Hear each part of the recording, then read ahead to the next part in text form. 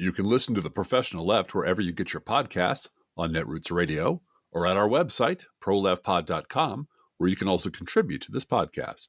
There's a PayPal button at our website, or you can mail us a letter and or contribution at P.O. Box 9133, Springfield, Illinois, 62791. This is the podcast for February 11th, 2022. It's not safe for work. Recorded live from the Cornfield Resistance, where revenge is a dish best served as cold tomato soup. It's The Professional Left with Driftglass and Bluegal.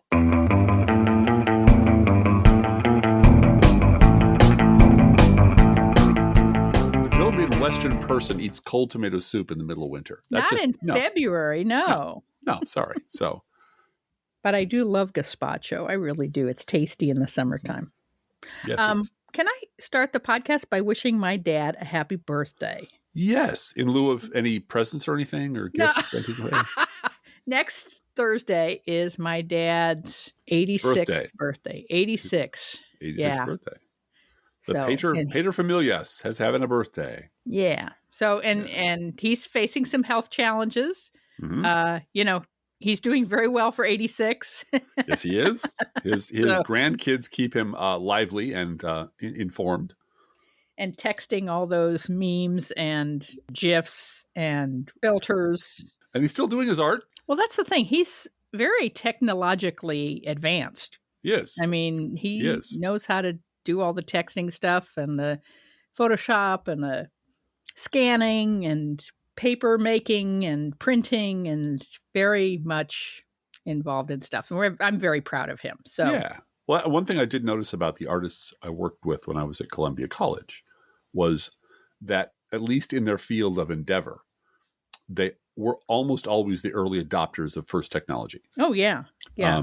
Especially this was a half Apple campus, half PC, and the tech nerds there were second to none. They were applying their skills for artistic purposes, and sometimes purposes that made me go, "Oh, geez, really? We're going to do that?" Really? But they were extremely clever, and they really did always want to see what the new thing was coming over.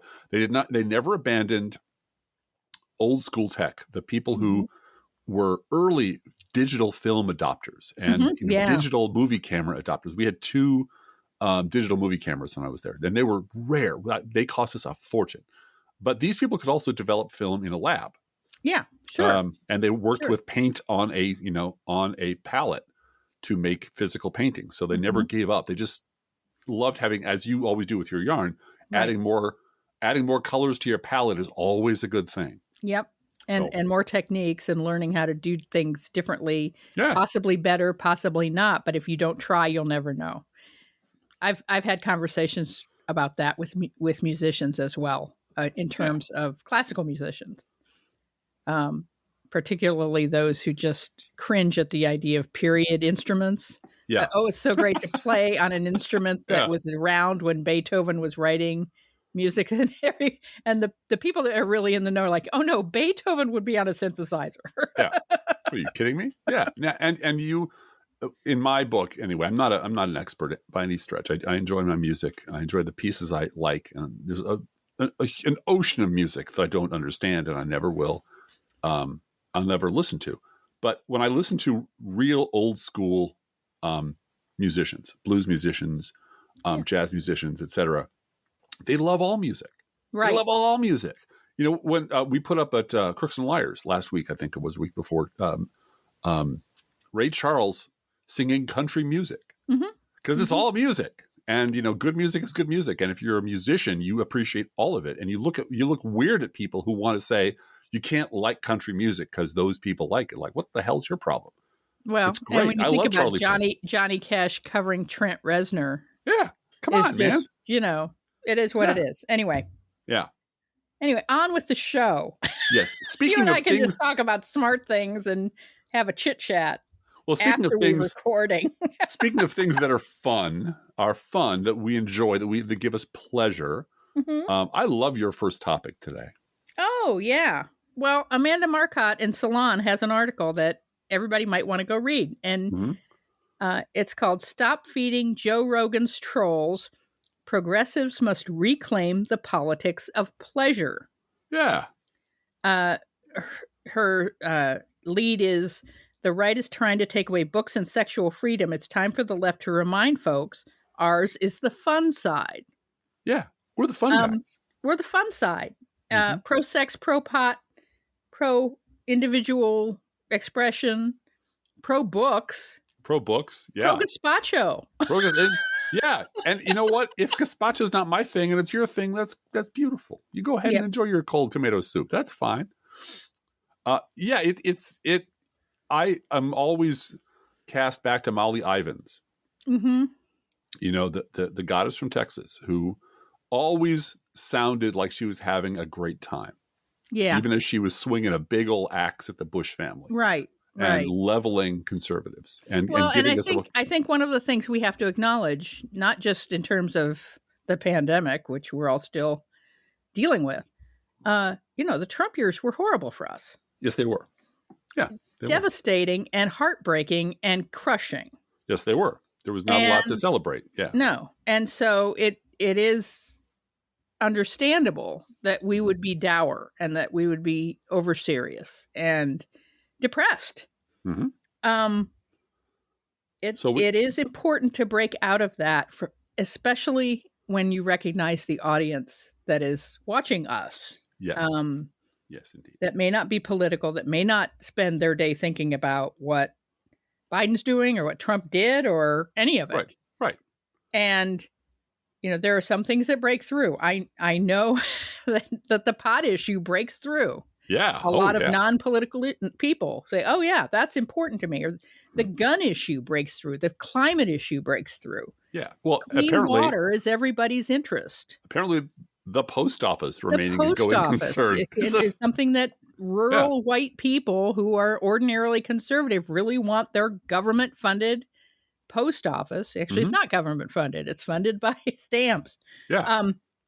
But they want that government institution to work properly. Yes, they do. One of the examples that's used in Marcotte's article is calling pandemic checks survival checks. Right. And that if everything is presented in terms of, surviving and everyone is in this detrimental hole and we've got to help everyone out of it. Whereas it's just economic justice to make sure people have affordable housing and clean water and so forth. So progressives language is very important. Let me put it that way. How we present ourselves. And it's not just surviving or we don't have to be dour all the time. We have to present ourselves from time to time as the fun party, as the party that cares about democracy and your vote matters too. And that voice has to be loud. Yeah. Because the people who've shouted the loudest when it comes to morality are the most immoral people in this country. Yeah, right. They have the biggest megaphone. They now own the Supreme Court. The psycho, what I called back in 2005 Christopaths, which never took off the way I hoped it would, but the Jerry Falwells and Pat Robertsons of the right pretty much dominated the discussion of morality in this country. And man, they hate morality. They hate the left. They hate anything to do with your body. They hate the idea of having fun. They hate the idea of anything they can't control. A friend of mine has a very good article, a long article about the fight on the evangelical, among evangelicals now about control of the message. And he takes pains to say something very nice about George Bush, and then George Bush is sort of moderating temperate language around gay rights in the early 2000s, and taking care to visit Muslim houses of worship and say after 9/11, this isn't about Muslims, this is about a specific thing. And I'm like, yeah, but remember, come 2004 when he wanted to get reelected, he turned the dogs loose on gay people in this country. He ran a deliberately hateful gay bashing campaign because he knew that would get the evangelical right to the polls, if nothing else would. So the people on the right are willing to deploy really, brutal tactics. They're willing to outlaw abortion for women. They're willing to take away voting rights without a second thought, because that's what they've always wanted to do. And in addition to fighting like hell against all of that, we have to be the ones who say, come on, man, we want you to enjoy your life. We want you to live without the burden of fear always dragging you down. We want you to, be joyful. We want you to dance. What was it? Molly Ivan says she doesn't want to be part of any political movement where people don't dance. Right. We're and the fun also, side. I think when you're raising kids, it's important, particularly teenage girls, to find a way to steer them away from catastrophic thinking. Yes. We've been very lucky with our kids in terms of having, I think, fairly good communication with them. And also, I started them young because I was raised this way, to always be thinking of the person less fortunate than you. That when if your focus is on lifting up other people, yes, you don't have time for catastrophic thinking. You don't have time for despair. Despair is a luxury. It makes your heart lighter to help other people. It really does. Yeah. And that's not patronizing. No. And I'm not talking about white saviorhood or, I'm talking about look for a way to make a difference and help. And, our kids are activists, and recognizing that despair is a luxury right now. And always is. Armor on, chop wood, carry water for the win. That's what we got to do. And that's why we're changing our motto for the time being to chop wood, carry water, get laid. So there you go. Well, I mean, there is something to that as well. I mean, seriously, which is if you're an anti-women's rights, women's reproductive rights person, you're not getting any. Yeah. You're voluntarily incel, I'm sorry, but that's the have fun part of our chop wood, carry water, get laid, have fun. So moving on from that to Dana Milbank. Oh man. Oh, Boner died. Died. Yeah. Retracted back into everyone's body. Sorry, Dana. I'm sure you give it good to somebody, but not us. Yeah. Well, Dana Milbank, in an article that I had up a minute ago and is now gone. But see, cleverly, what I did was I took a screenshot of it, the key paragraph, because I wanted to, rub people's noses in the fact that we were right all along, which is, what I do. And that worked out great. I think I picked up 3 more blocks today. I'm not sure about that. But we don't need this reassurance. Our listeners don't need this reassurance because, we're not in the business of necessarily patting ourselves on the back all the time. Not all the time. We do some of that. But we really do take seriously the idea of sort of building vocabulary for you to carry with you into the world, to talk about the world that we actually live in, not the fantasy land that a lot of our conservative and our media friends and people in the Never Trump movement want to tell you that you live in. So as an antidote to the fantasy that, there's just no way we could have seen this coming, that this has all happened overnight. This is, Donald Trump just came out of nowhere. The Republican Party was magically transformed overnight through some Green Lantern power. Dana Milbank, last Friday, the article is Newt Gingrich started us on the road to ruin. Now he's back to finish the job. And I clipped this part out just because it really does tell the story very quickly. And he's referring here to Kevin McCarthy. McCarthy was still making sandwiches at his uncle's yogurt shop in Bakersfield, California, when Gingrich began his reign of ruin. So perhaps McCarthy could use a history lesson. Listen to how he describes the politics of his everyday rivals, the left-wing Democrats. Sick, grotesque, loony, stupid, corrupt, extraordinarily destructive. John Harwood wrote in the St. Petersburg Times in 1989. Gingrich said the Democrats, quote, value structure included, quote, all the multi-partner sex you wanted, all the recreational drugs you wanted, and let murderers out on weekends. Gingrich said Democrats represent the party of total hedonism, total exhibitionism, total bizarreness, total weirdness, and the total right to cripple innocent people. This is the guy who had the 6-year mistress, right? Yeah. Well, while married to somebody else. And then, dumped her for the other mistress. And kited checks at the house post office. And this totally immoral person. And it precedes the article from the New York Times, which I quote frequently, that says holy shit, there's a guy named Newt Gingrich who's just using the language of eliminationism and fascism to train young Republicans how to talk in public. Right. And then 4 years later, holy shit, it worked. Yep. And that was my point to you this week was it's also the language of domestic abuse against Democrats. It absolutely is. It absolutely And it worked. It worked. Well, it worked for his purposes. Right. But that, this article references John Harwood writing about Newt Gingrich 33 years ago. Yeah. When we were all a lot younger, when a guy named like Charlie Sykes was just starting out his radio career in Wisconsin. And I'm not going to dwell on that other than to say you had to be blind or deaf or completely uninvolved in politics not to know who Newt Gingrich was and what he was saying and what he was teaching the Republican Party to say. And or if you were participating even tangentially in the same process for your bread and butter. Sure. Well, and that's what Charlie Sykes was doing. So Gingrich's partner in crime was Rush Limbaugh and all the Rush Limbaugh imitators. And the whole idea that this is just a complete surprise, no one saw it coming, does fall into the category of a big lie.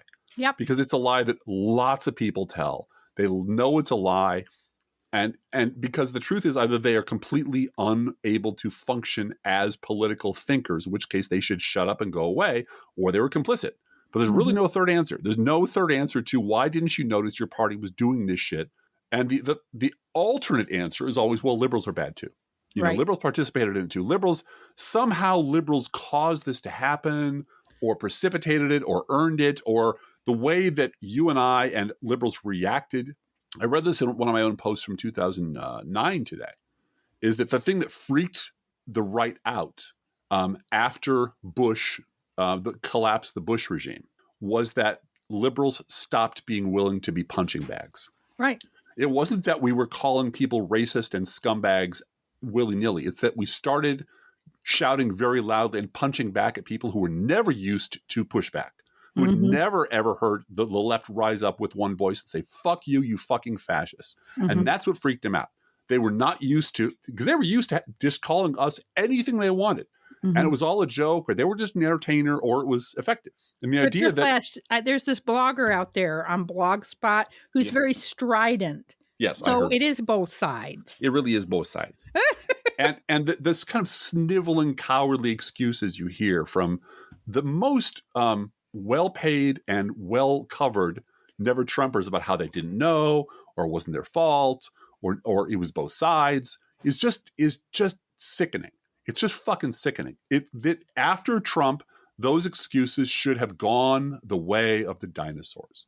And yet, right across the board, 90% of all of your good Never Trumper friends and all the ones you see in the media are all sliding right back into the both sides do it universe. All of them are. Yep.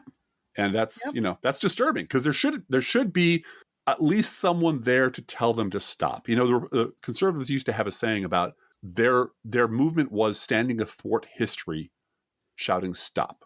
And there is no one that is allowed to have a seat at the network level or on op-ed pages who is willing to stand athwart the bullshit lies that are being told about excuses being made for Republicans and say, stop lying.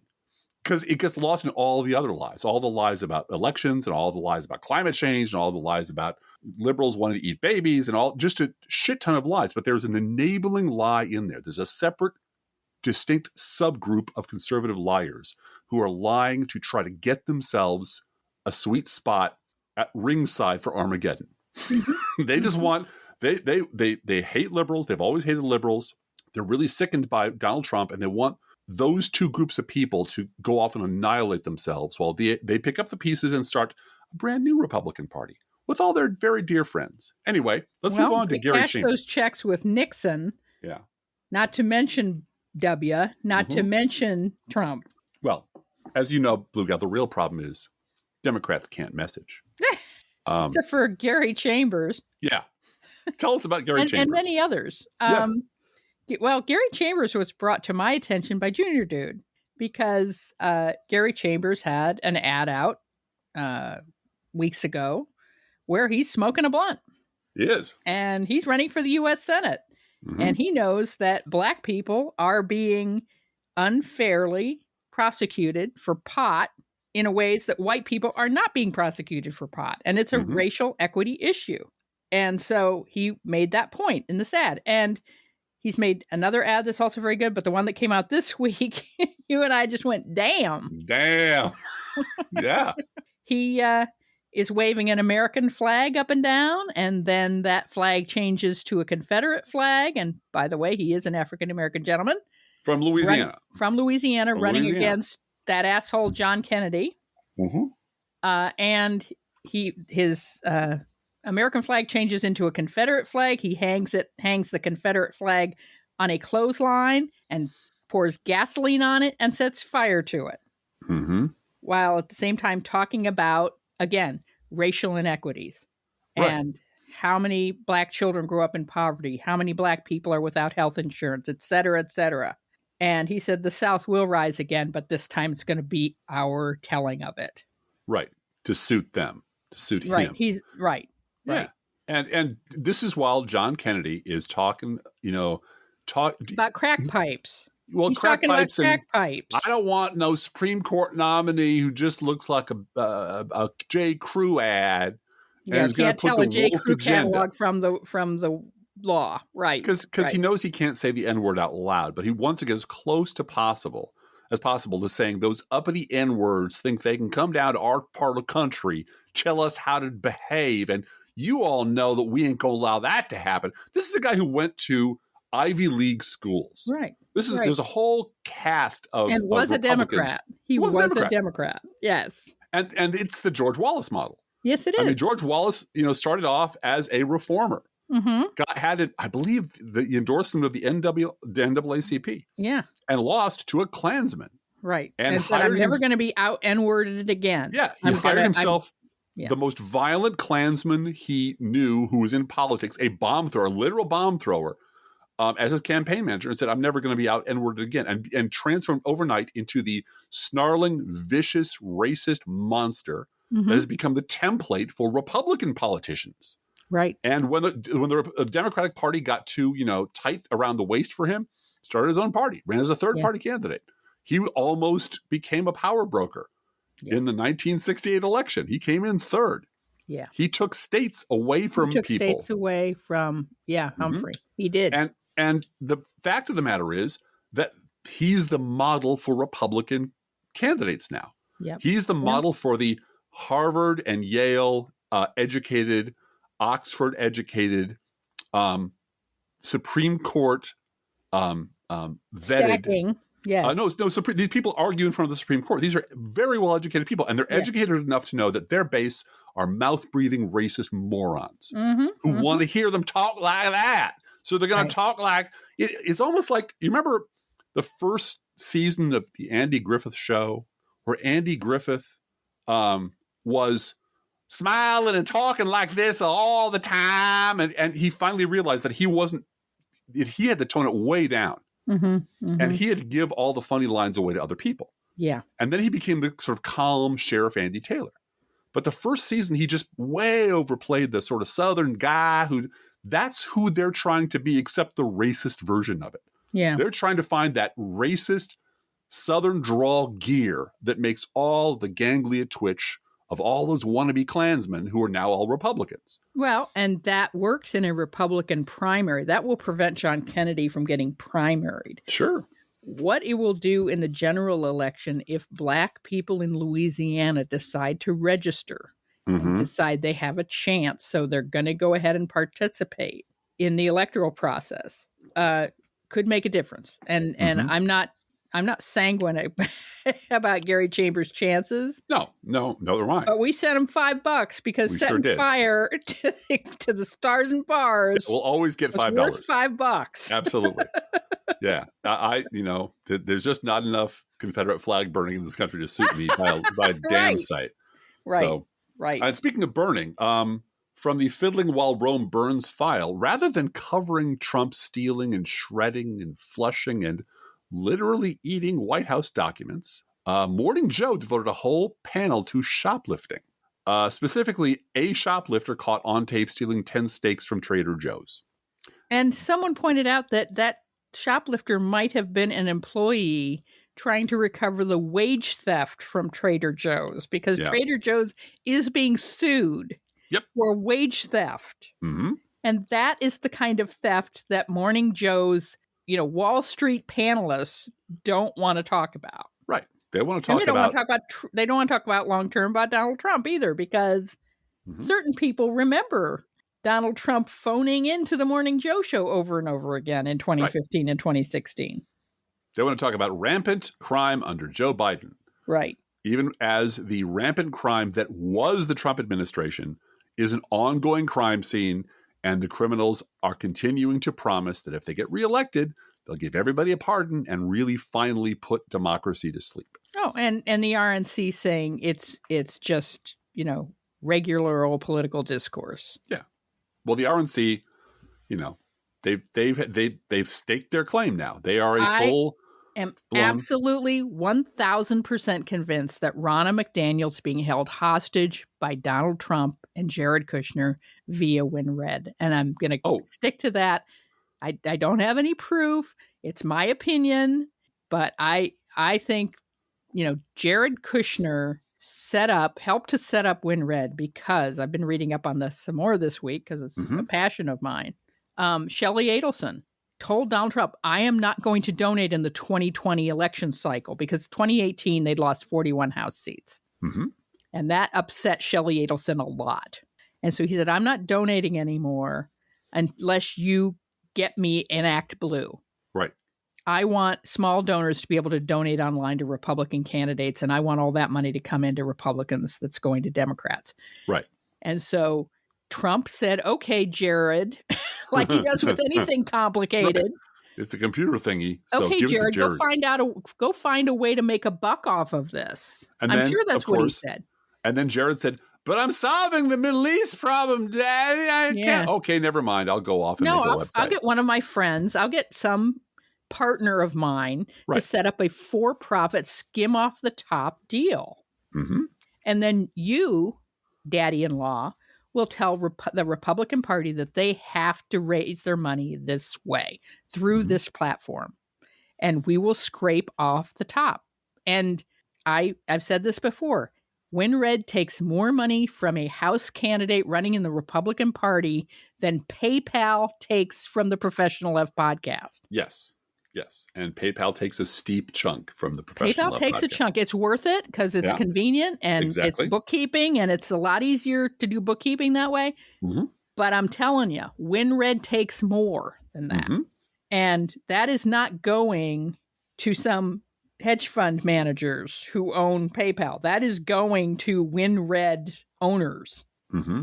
And so I think Ronna has no choice but to say legitimate political discourse and censure Liz Cheney, because if she doesn't keep Trump happy, he is gonna turn off WinRed. Well, and don't forget, when you say Liz Cheney, you have to say Adam Kinzinger. It's the law Adam now. Kinzinger, okay. Because there are two Republicans, not just one. There's two, double the amount that you gave them credit for, Bluegal. And I got to say, I did send, now that I'm back on Twitter, I sent Adam Kinzinger a tweet this week. Because I believe he was shaking his fist in the way that he does and saying, history will record that suppa. And my response, I think, was, Bush who? What? Yeah. Because, your party specializes in forgetting. Your party couldn't exist without a vast and well-oiled mechanism for wiping people's memories and starting over every time you fuck up. Every time your plot to destroy America is exposed in one of its many, many, many forms, you just say, look over there. And everyone looks over there. And Adam Kinzinger specifically, along with Aaron Schock, were the look over there candidates. Yes, they were. For the House. They were young. They were new. They didn't have the Bush stink on them. And so they ran as Republicans in Illinois to be the new face of the Republican Party after Bush. So no, Adam. You were Adam, the rebrander. Yeah. And I have followed not Adam Kinzinger's career microscopically, but I have followed it close enough during his entire the chrysalis phase of his becoming an ex-congressman. When he'd begin everything, back when I got back from Iraq. Okay, didn't that make you mad? Didn't get sent to Iraq by a guy who lied you into that war even piss you off just a little bit? No, okay, all right, fine. You're a veteran. That's cool. Veterans, thank you for your service.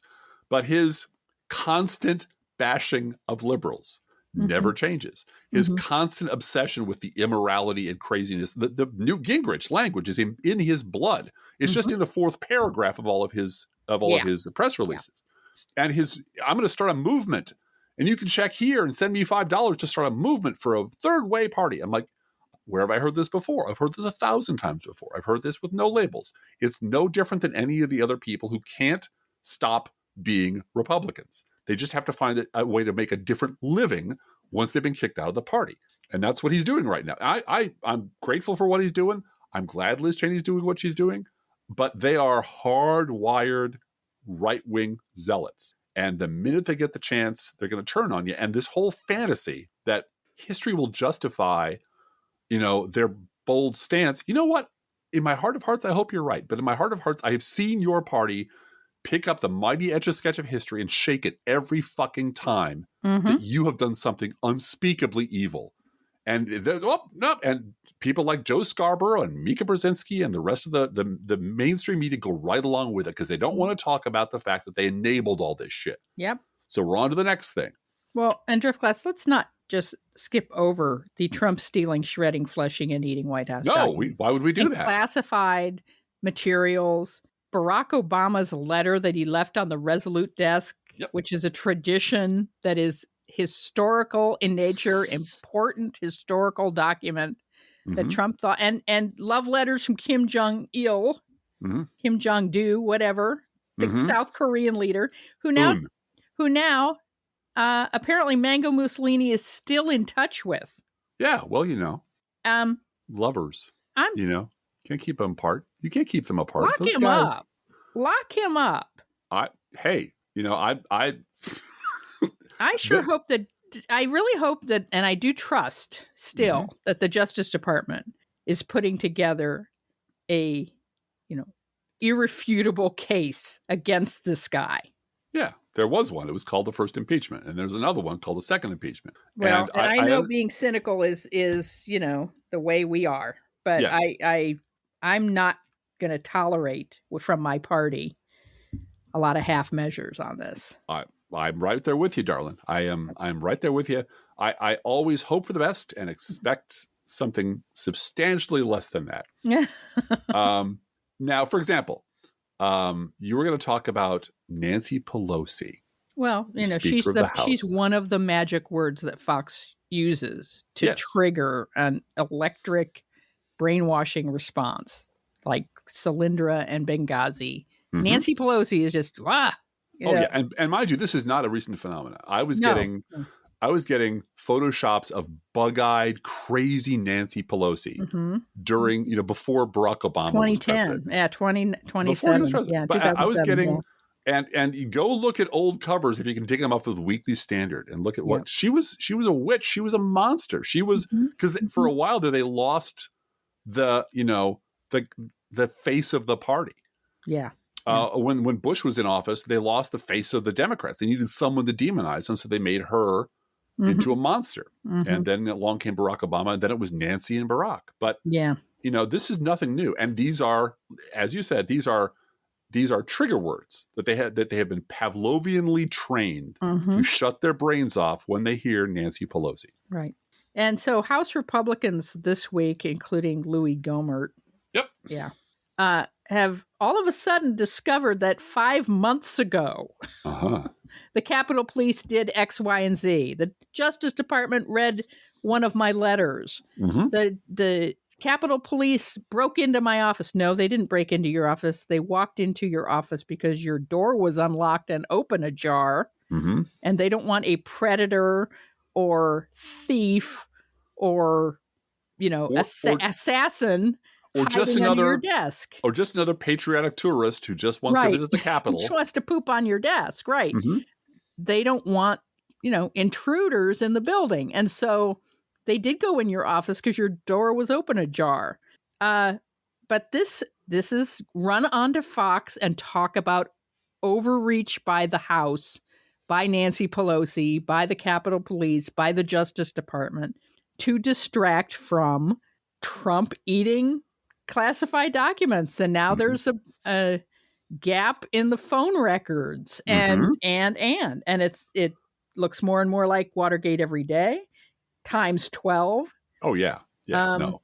So this really is the Republican Party, if you think of it as a virus, it is one that mutates and returns and mutates and returns and gets smarter about killing people every time around. So, they learned from Nixon. They learned what not to do from Bush. Yeah, burn the tapes, right? They learned how far they could push things and what buttons they could push to get us, into the wrong war, and tell the party that thought deficits were the end of the world that it was cool to have deficits again. They learned exactly which buttons to push, and Trump, inherited this entire control panel full of levers and buttons and stuff, and he just mashed them all. So and that was what I forget where I heard this, but that's where what was his strategy for the evangelicals? I'm going to give them exactly what they want. Give them everything they want. Give them everything. It was simple. Well, the Federals decided to give them all the judges. Evangelicals give them anything they want because it's transactional. It's if I give these theocrats everything they want, they'll love me and they'll be on my side. And if I give these whack jobs all the court seats they could ask for, they'll love me and they'll never desert me. And it was that simple. Because that was the purpose of the presidency under Nixon and Bush. Right. Both Bushes and Reagan, the purpose of electing a president is to take over the courts and keep taxes low and no regulation. Right. Yeah. And Trump is prophecy fulfilled. Yeah. I'm going to do tax cuts for billionaires. I'm going to do, and remember the threats in 2017 and 2018 from donors when they failed on health care. Okay, if you can't get rid of Obamacare, if you don't give us a giant tax cut, it's over. Right. And Republican donors told Donald Trump and Mitch McConnell, we're not going, this is transactional. We're paying you to do this. Well, I remember well before that, during it was during the Bush administration. Might have been before that, Bush, W administration, when black robe terrorists and activist judges were the worst threat this country had. Right. And people, pulling guns and shooting up courtrooms were because of liberals and liberal courthouse policies and liberal judges putting liberal, and that is all Gingrich. Some woman kills her child. Can you think of a more heartbreaking and tragic and horrifying thing? Newt Gingrich's lizard brain first thing was, well, that's what happens in liberal culture. When you let liberals have it. Yeah. And he was always closing. He was always on his game. It was whatever horrifying thing was happening in the world, it was some fucking liberal who's to blame. Well, it's a noun, a verb, blame liberals, blame Democrats. Yeah. And that mentality has seeped all the way into their DNA. And they can't function in a world where liberals aren't to blame when they're to blame. And this is true of our fucking allies too. This is true. This is why every time you hear a never Trumper working up a little steam, a head of steam, they immediately correct themselves and say, oh yeah, but liberals are terrible too. Liberals are wrong too. Liberals are bad. Liberals brought a lot of this on themselves. I'd like you to spend 5 minutes because we spent a lot of time on the Bulwark last week.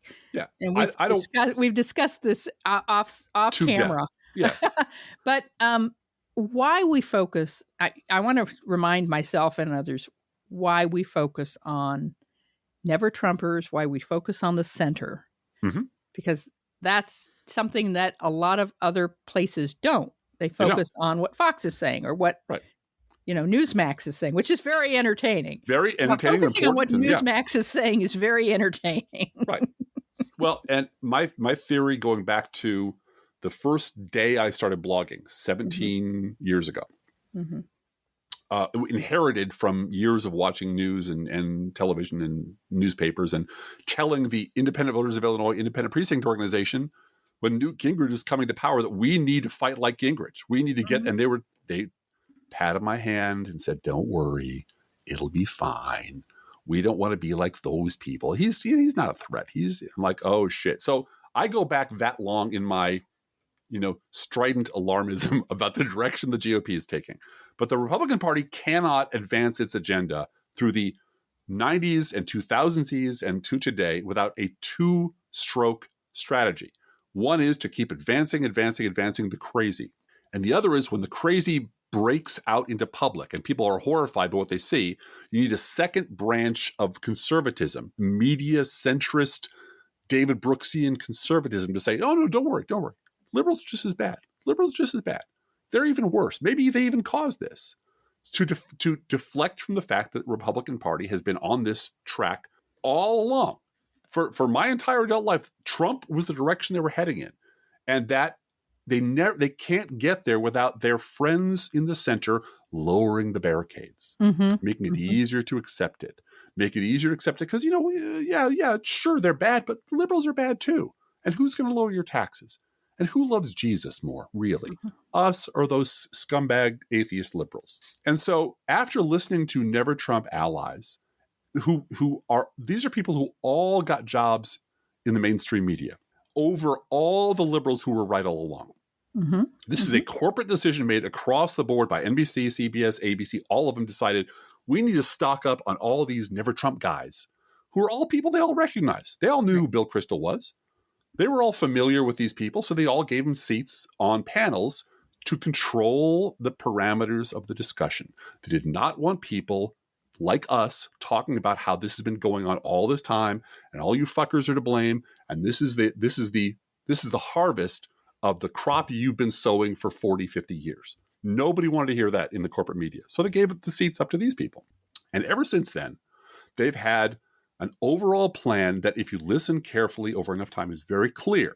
They are progressively lowering the threshold for absolution for Republicans as far as possible. So a month ago, Chris Christie was dead to me.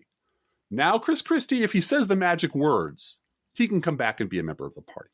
They're and who decided that? Charlie Sykes. Yep. Who has a big platform and can say things like that. But I wrote about this fucking year ago, I think. They are setting up an absolution factory where they will decide who gets to get back in the public good graces, who gets back in the spotlight, who gets to be taken seriously. And the number of Republicans, repulsive, monstrous Republicans, who are going to be forgiven and forgotten and absolved, keeps getting smaller or bigger and bigger and bigger. The number of villains. Right. I mean, they're talking about, what Mike Pence did. It didn't go far enough, but it was pretty good. No, Mike Pence should be run out of this fucking country. And they keep trying to find a way to make heroic or acceptable people who should be driven from public life forever, because they don't have a party otherwise. There is no party for these people to go to, because the Democrats ain't going to become the Republican Party. And they will not accept a party in which people like AOC has a voice. They can't stand it because they spent their entire life hating people like that. The analogy that is always used on Twitter is, we allied with Stalin in World War II. And I wrote a long piece about that, but the short version of it is they're not the Stalin Russia in this story. They're the Russian aristocrats who were kicked out of Russia in this story. And they have no place else to go, so they end up on our couch bitching about how we do things and thinking that we should follow their orders. So they have been steadily lowering the threshold for forgiving the unforgivable on the right and raising the threshold for what they consider to be unforgivable infractions among liberals, which is why they spend half their time bitching that, why are you people making Joe Manchin mad? He's the future of your party. Why are you, blah, blah, blah, blah, blah. Don't you realize you're just lucky to have him? Why don't you shut up and eat your, nuts and bolts? It's right. They have this intense hatred of us as we are. So they see anyone like Joe Manchin as what we should be. And we should be ashamed of ourselves for trying to make Joe Manchin, behave like a Democrat. And they are obsessed with following Joe Manchin's advice and electing more liberals. Right. And we're doing that. Hopefully we're doing that. But I wonder if it is going to boil down to, okay, we're going to cut out Ted Cruz and Josh Hawley from the party. Well, and everybody else. Yep. For our tax cuts and deregulation, we're going to go, we got to move on. So you listened to Charlie Sykes talk to Will Salatin this week, did you? No, I didn't. You did. Like, I know. I'm saying they mentioned, Ted Cruz, I don't think we can forgive him. Yeah. But, but Mike Pence, he did something, we'll see. And if basically the minimum standard keeps getting more and more minimum. If they just say Trump lost, then they can come back in the club. If they just 2028, God forbid, it should be Kamala Harris for president. Right. That's going too far. That's what we're talking about. They are thinking long term. And if you follow them over the course of time and listen to their rhetoric, listen to what they talk about among each other and among themselves, and who they invite to the microphone and who they would rather die than let near the microphone. Their goal is really clear. It's, we need to find a way to take what I used to call the Bush off machine. Yeah. You know, the magic forgetting machine, and run as many Republicans through it as possible. And the existence of Donald Trump is making that really hard for them. Because he won't shut up. Because he won't shut the fuck up. Yeah. And that's why they're like, God damn it, can't you? And that's why the test has to be, you are willing to say Donald Trump lost. Yeah. You know, you can say you love his policies and you'll kiss his ass and you can whatever, but you got to at least say that. And you know what? That's probably going to get lowered too. But what fascinates me is the same people who say, look, Mike Pence is a fucking hero for saying the right thing eventually. At one time. So pretty quick yelling about Mike Pence are the same people who say, how the fuck dare you, AOC? How dare you do this like trivial little thing? They do not believe in forgiveness for liberals for being liberals or Democrats for being Democrats. But they sure as fuck believe, and here's the thing, we're the good guys. Yeah. We're the team that isn't the crazy party. We're the ones trying to hold democracy together. And they don't understand that. I predict, I know I'm not as good at predicting as you are, Driftglass, but I predict we're going to have calls in 2023, 2025, let's say, after Biden's reelected. We're going to have calls for, we really do need a strong two-party system. We really do. We just got to have one. We got to have one. You don't have to. You're hearing it now. You're hearing it now. You're not. Yeah. That's not a future thing. I mean, Pelosi said that too, but she said that means you guys have to boil off the cult that is formed around Trump, and it's like, Nancy, the whole party. That's the whole party. There's no other party than that party. Yeah. No, and what you're going to hear, whatever happens in November, if Democrats do surprisingly well, they're going to say, look, the Democrats followed our advice. You're welcome. If Democrats do less good, they're going to say Democrats failed because they didn't follow our advice. We told you. No matter what, it's heads they win, tails we lose. And they get to do that. This is something I said to Bob Sesk on the social media today. There's nothing more important than who controls the cameras and where they're pointed. Right. And as long as these assholes have a big microphone and a big megaphone and have the authority of being members of the mainstream press to cloaked around them to say they get to, that we will now decide who the acceptable ones are and who aren't. Yeah. That is exactly what Nicole Wallace has been doing all along. She's been recycling her old Bush regime friends through the MSNBC laundry onto her show. Can we talk about the bombshell that dropped about Sarah Palin this week? Oh, please. It blew my mind. Please go ahead.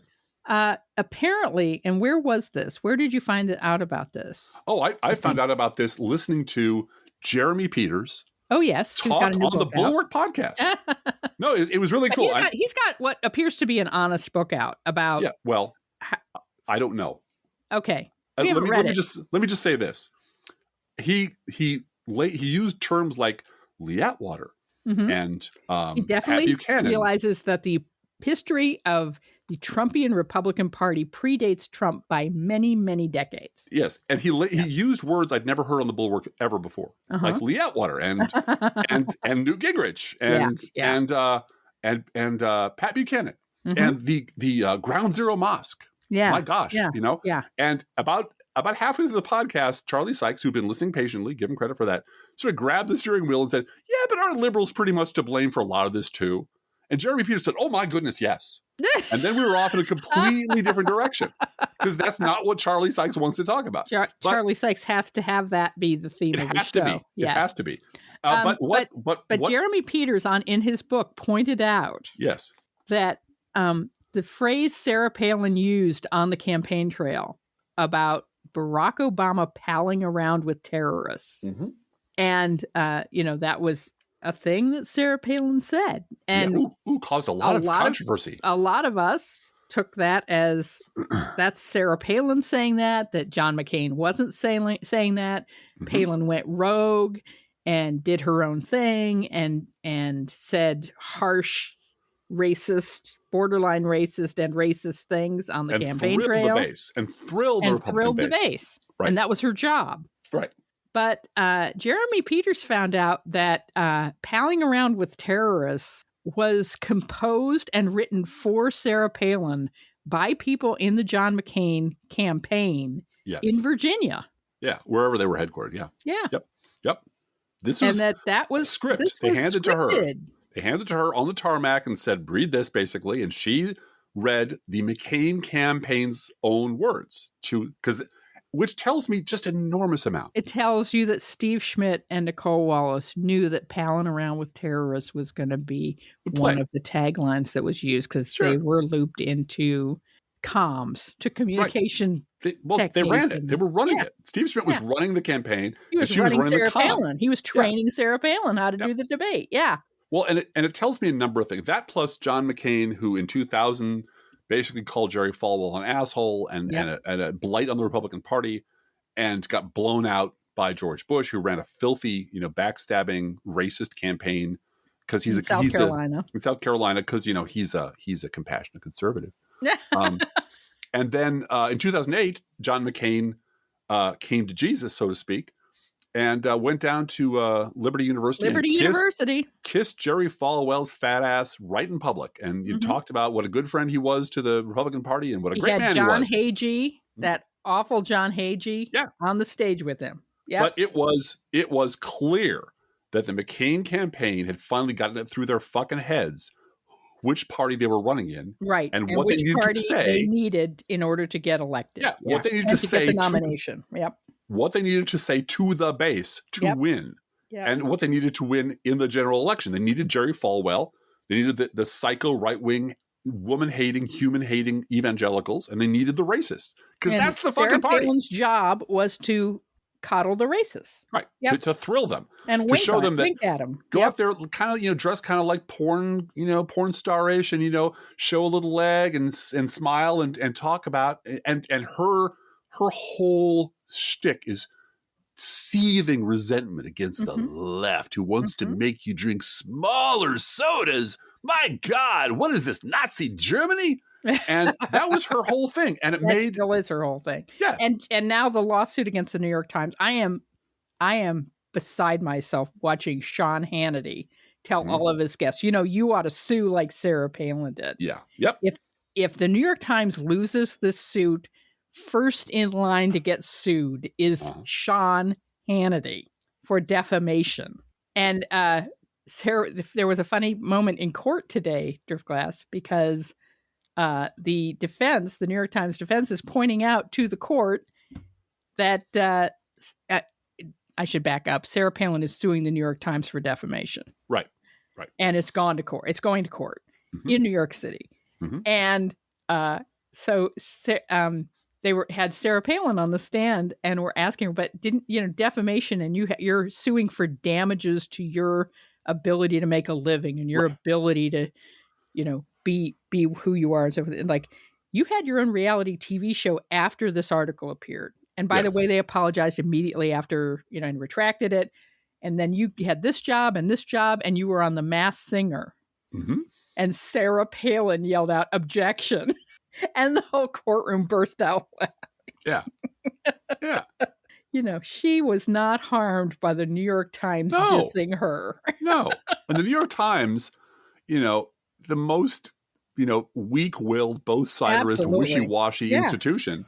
Well, that was the point. And I think you and I are not going to get into the weeds of that, but there is an article about how it's both-siderism that got the New York Times in trouble with that editorial. Was trying to make it, on the one hand, liberals too, and on the other hand, Sarah Palin. Yeah. So I also want to recommend an article by Greg Ollier called "Shame Cometh: The Jared Kushner Story."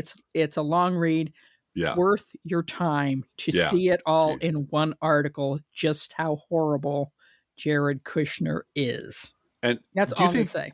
Do you think we have the ability to put those links in our my blog? Post? Maybe my blog, your blog, maybe. Yep.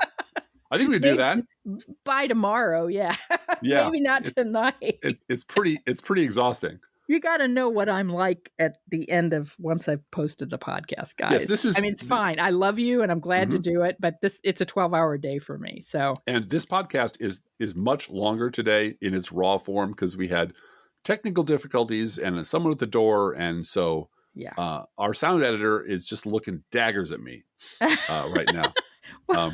No, there's love in her eyes. There's love in her eyes. It's fine.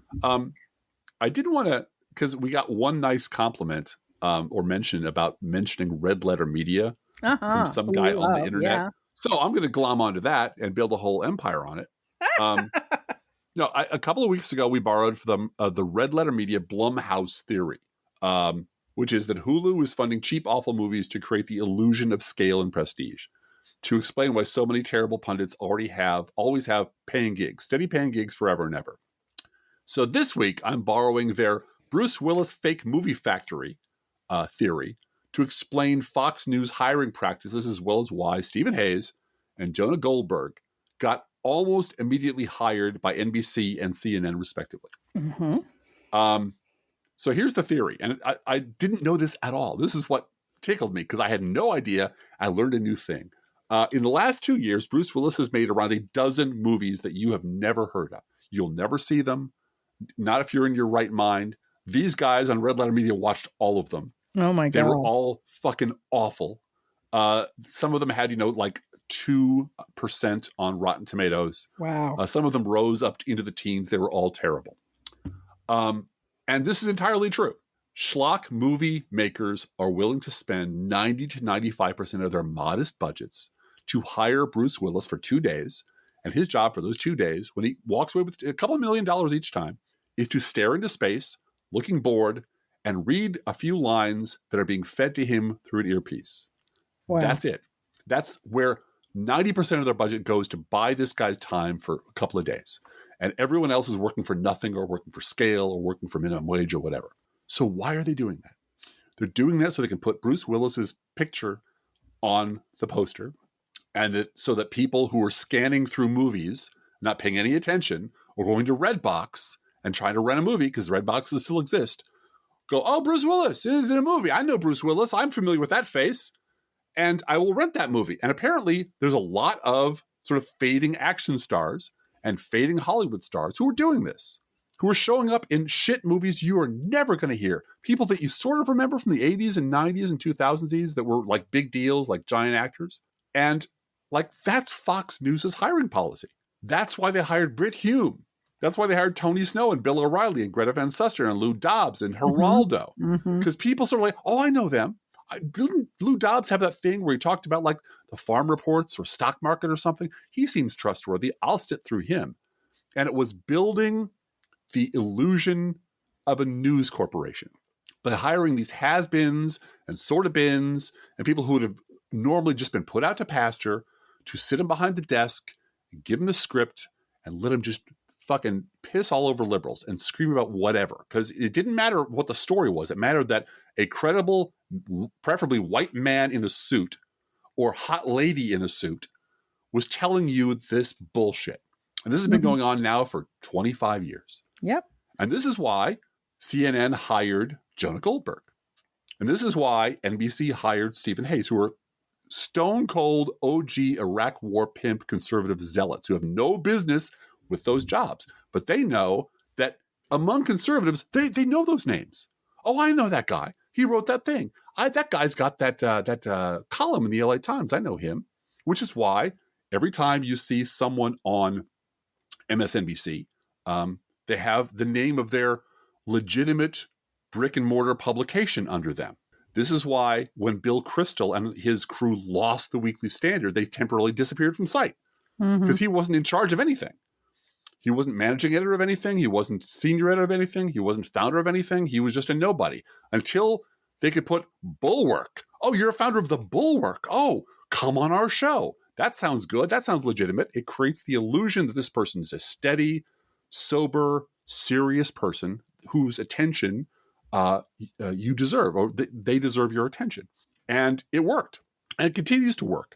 But when you pry right below the surface, you realize, oh, these people are just fucking actors who were hired for their reputation and the vague memory of when they were on a network somewhere.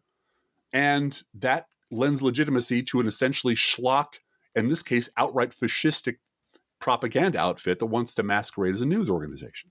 Right, right. All right, well, let's talk about 10 grain. Oh, Let's talk about friend of the pod, 10 Grain, who had a very good quote about CNN and Jeff Zucker this week. He said, "It's funny to me that in all of his emotional defense of the indefensible Jeff Zucker, CNN's media critic Brian Stelter keeps pointing to reporters around the world, but could not point to any in the United States. It's because he cannot. The U.S. staff are a burning dumpster.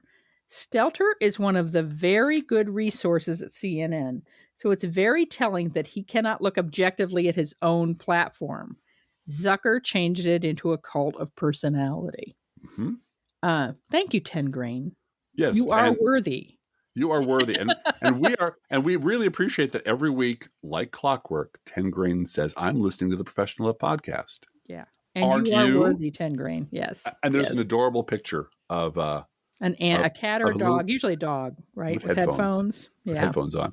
And I did want to put a last button on the CNN hiring Jonah Goldberg story, which is in fulfillment of prophecy by this guy. Yes. That of course he's going to be on a network show. Yeah. These two guys, as I mentioned, OG conservative propagandists, left Fox after suddenly discovering that Fox News was a naughty bad place. That let lying, mob-inciting fanatics and fascists like Tucker Carlson get away with murder. Now, do you know who has loyally remained at Fox and who now sits at the right hand of Tucker Carlson? Smirking and smiling the whole time. Think about it. Who is it sitting over there on Jonah Fox Goldberg and Stephen Carlson? Hayes. Jonah Goldberg and Stephen Hayes finally threw up in their mouths enough to walk out the door and say, "I'm not working at a place." Tucker Carlson was too much of a Nazi for them. Yeah, but who now is sitting at his right hand, smiling and smirking and loyal as a dog? It's Glenn fucking Greenwald. It's your hero and mine, the greatest reporter in America, this gold standard of integrity. The man who would never nuke his own Twitter archives and then lie about that, or lie about a million other things, or slide into a Laura Ingraham show and give her a little fun under the table. No, not Glenn Greenwald. Yes, Glenn Greenwald. Glenn Greenwald is more loyal. I made you take pictures of our TV screen. I did. I took pictures of our. The Chiron was just. It was amazing. The White House is scared of Joe Rogan. Yes. Well, there were a couple of Chirons. Yeah. One of them was, and I have them right here because I wrote up a little post because my wife made me do it. I made him take pictures of the TV screen. The Chiron was White House feels threatened by Joe Rogan, because that's why they haven't mentioned him and don't care about him. And then I made some, smart ass points about Glenn Greenwald calling someone a coward for deleting their Twitter archive. And then I'm later deleting his Twitter archive, and later deleting the tweet that explained why he deleted his Twitter archive. But the second Chiron was my favorite, which was Greenwald. There's a sense that certain people deserve to have platforms and others don't.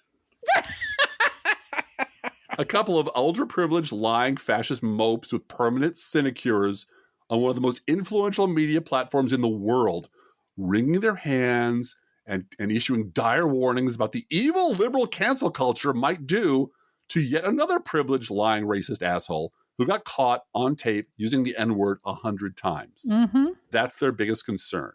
Has there ever been a bigger person who deserves to be de-fucking platformed off the fucking planet than Glenn Greenwald and Tucker Carlson? And there they are, making out like fat rats on television, smiling and smirking, and know that the mouth-breathing Nazi zombies who watch that schlock believe every fucking word of it. Mm-hmm. So, and the line hasn't formed yet for people to apologize for, to me about calling me a drooling, jackbooted, obot fascist for pointing out that Glenn Greenwald was not a hero back when it wasn't cool to do so. But I don't expect that. I'm just happy to have been right yet again. Happy to have been right. That should be the name, the subtitle of your blog. Let me put it this way, and let me be clear. I never believed for a minute that anything I wrote would ever change Glenn Greenwald into a decent human being, or that what I wrote about Tucker Carlson would change Carlson or Andrew Sullivan or David Brooks. I never believed any of that. I hoped that the tiny platform that you and I were able to create for ourselves would convince a few people to look under the hood and kick the tires and check these people out and notice that they are lying to you, that they are running a scam on you, that these are not heroes. These are not decent people. These people are indecent. These people are conscienceless. These people don't give a shit about you. They're there to tell you what you want to hear and take your fucking money and use you for their purposes. And I'd hope that somebody out there somewhere caught on to that and said, wait a minute. Glenn Greenwald said one thing this week and the exact opposite last week. What's up with that? And do some investigating on their own. So my intent was never to change the media. It was to hopefully let people, like we do on this podcast, have a vocabulary of understanding as to what they're seeing and why they're seeing it and why Glenn Greenwald ended up on the Tucker Carlson show. Yeah. Because of course he did. All right. I think we're ready for a news roundup, Driftglass. Okay, Bluegal. Can I start? Yeah. Can I start with a slogan that we use often on this podcast? Uh-huh. Go postal unions, baby. Go postal unions. The House passed a major financial overhaul of the USPS, relieving it of $57 billion with a B in liabilities, plus another $50 billion cost savings over the next decade. And let me just point out that the liabilities that the post office was asked to bear were insane. They were prepaying people's retirement 70 years in advance of their retiring, 75 years in the future. I think that was the number. Yeah. For people who may or may not ever retire or work for the post office, and doing it all right now. Right. If you hired today, you have to save up for their retirement. Right. Yes. And they can work for you for 2 months. Right. Which was always a bomb under the desk designed to blow up the post office. Because let's privatize everything. Mm-hmm. And it turned out, as we learned on the Christopher L. Hayes show yesterday, that a lot of people in this country, who of all political stripes, really like the post office, really depend on it, really think it's a good institution, really think it's a trustworthy institution, and really don't want it to go away. So guess what? There's a bipartisan bill flying through Congress that's going to take this liability off their back and fully fund the post office, which is about fucking time. So you know what? I'm grateful for the work of Democrats who put this forward and Republicans who put this forward and are making it happen at long last. I'm grateful to the work of podcasters who made Go Postal Unions their slogan, because I think I know those two. they now we have to come up with another slogan. So okay, no, we'll keep using Go Postal Unions because we're all for them. From Vanity Fair, the headline: the Supreme Court just moved the Voting Rights Act from life support to deathbed. Yes. Mm-hmm. With John Roberts isolated and 3 liberal justices in dissent, 5 ultra-conservatives, guess who appointed those guys, gave the GOP a major 2022 boost by putting their finger on the scale in Alabama. Yep. And this is the court that they wanted. Yep. This is the ultra-right-wing white supremacist court that conservatives have been working towards since Nixon. Mm-hmm. And they got it. And this is, and now it's here. And it's going to take away voting rights from people, usually brown people who need the protection of the courts to protect them from the horrors of Jim Crow. And they're going to take away your right to reproductive freedom. And move on to Biden's top science advisor, please. Yes. Ready? Mm-hmm. Biden's top science advisor resigned after he acknowledged he mistreated, demeaned his subordinates. Eric Lander, who's the director of Office of Science and Technology Policy, apologized in an email to his staff after an internal review of the White House found credible evidence that he bullied staff in violation of the White House's safe and respectful workplace policy. Now, under Trump, this asshole would have been given the Medal of Freedom, I'm 100% sure, because bullying subordinates is what Trump was all about. Well, and now it's time to fix what's going on in the Congress with interns and other low-level staffers. It's just horrible. Yep. Fewer than 1 in 5 people in the United States say the country is doing the right amount to combat climate change.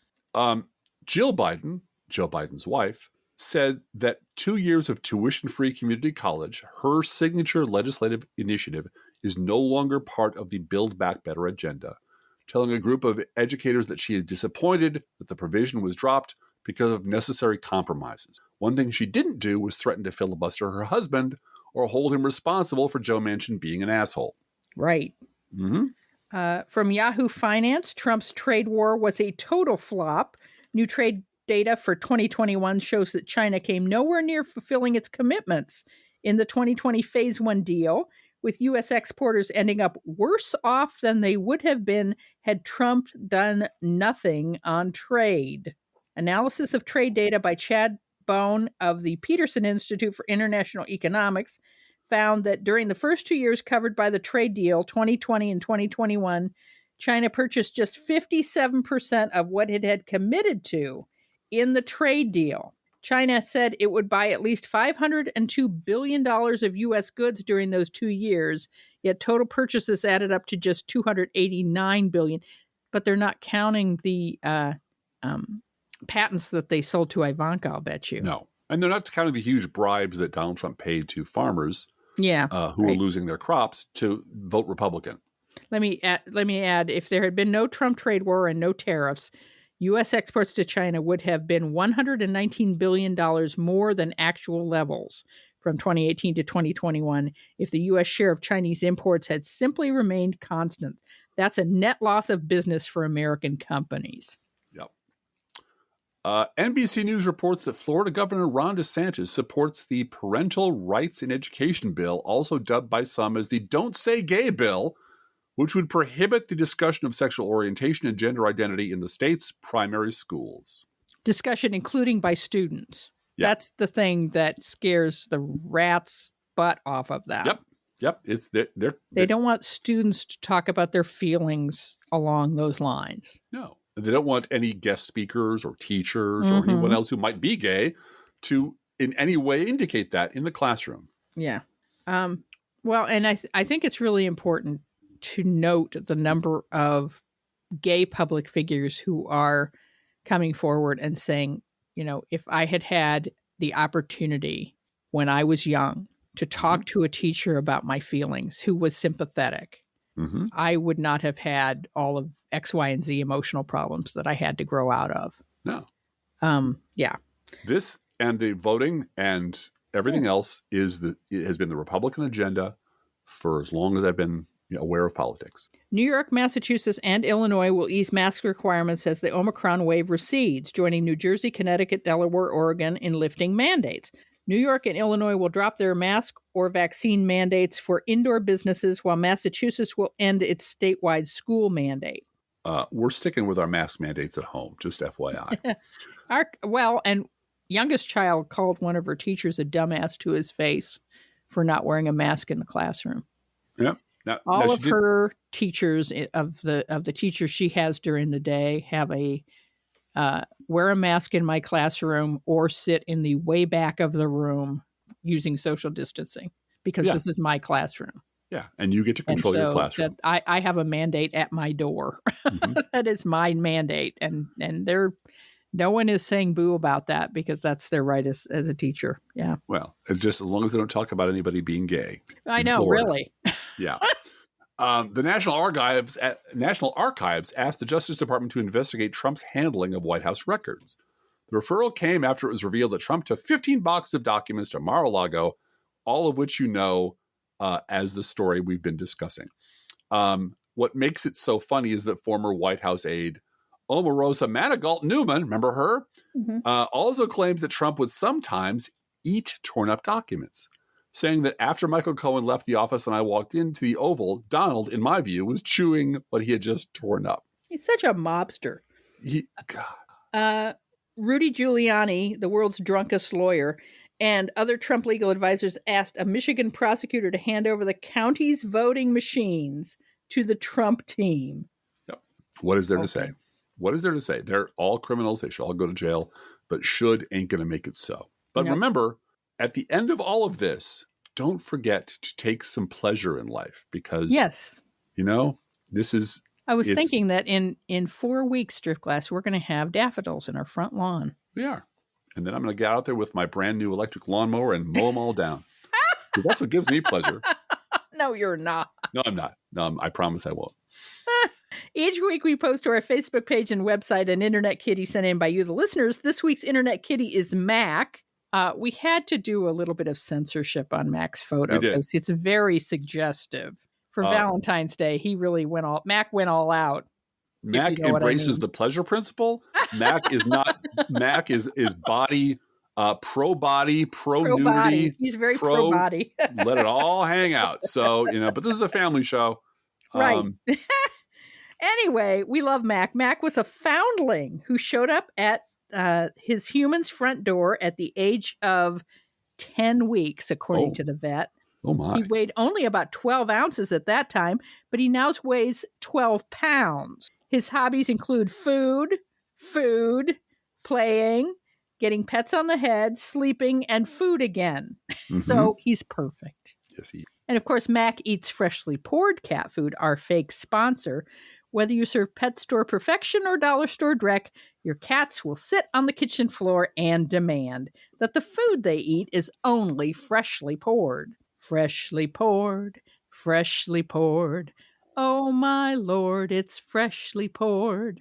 You can visit Mac at our Facebook page or website, and you can send your internet kitty, dog, or other pet to us at our email address, proleftpodcast@gmail.com, where you can also write to both of us. Feel free to write us. We love hearing from you, and send us a Valentine if you want. We're very happy to hear from you. Happy Valentine's Day to all our listeners, by the way. Be aware that if you write us at any of our addresses, we reserve the right to read your email or U.S. Postal Service. Go, postal unions. Letter on the air unless you say otherwise. #FireDeJoy. Don't forget our gourmet coffee guideline. If you can afford to buy an espresso-based beverage for yourself, buy one for us. This is not charity. This is our job, and we love our job. Approximately 1% of our listeners support this podcast with a contribution, and you can too. See our website, proleftpod.com, for details. We have PayPal, postal address information, GoFundMe, Buy Me a Coffee, Patreon. All of that is there at proleftpod.com. Sack of cash in the mail still works, by the way. Just so you know. A sack of cash. Yeah. Mm-hmm. Please share our show on social media. And if you love this podcast, please get someone else to listen to. And thank you for doing that.